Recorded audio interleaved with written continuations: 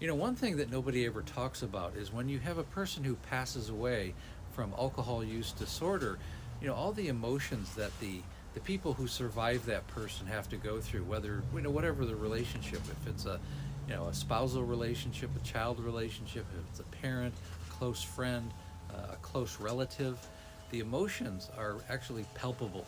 They can be very varied.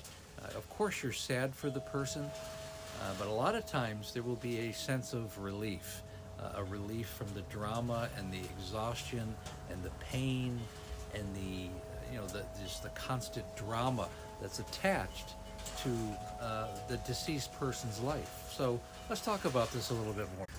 I know one of the things that I experienced most was just a sudden return to normalcy. I remember one time, shortly after my wife passed away, and I think I bought a 6-pack of beer, and I put it in the refrigerator in the kitchen. And I went to work, and the next day I came home, and I remember opening the door, and the 6-pack of beer was still there. Which, if when my wife was alive, it would have been vaporized, or quite frankly, I probably hadn't bought beer into the house myself in a decade. And it was just a return to normalcy. Little things like that, just being able to not have to worry about every action that you took. You could leave the house and come back and not worry about what you were going to find. Were you going to find somebody on the floor? Were you going to have to pick up a mess? Were you going to get a call from the police? Were you going to get a visit from the police? Were you going to, just some kind of drama? Were you going to have to go to the hospital? Were you going to have to call 911?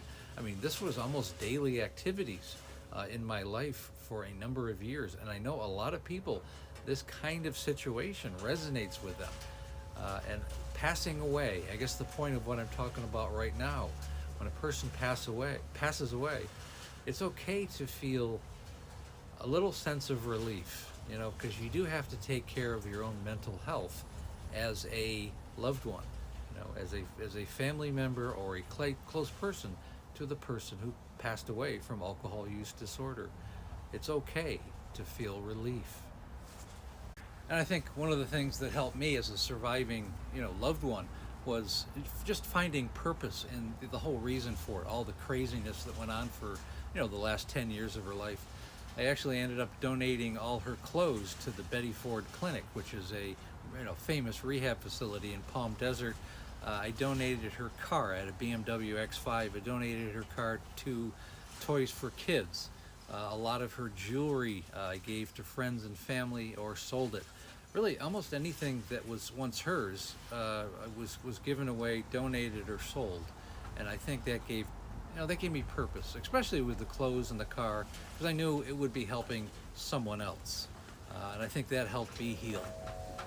So again, if this story and stories like this are relatable to you and you want to have some help, with yourself and your loved one, again, click on the link above, schedule a breakthrough call. I've helped thousands of alcoholics, and most importantly, I've helped their families. Again, I also have a Facebook group.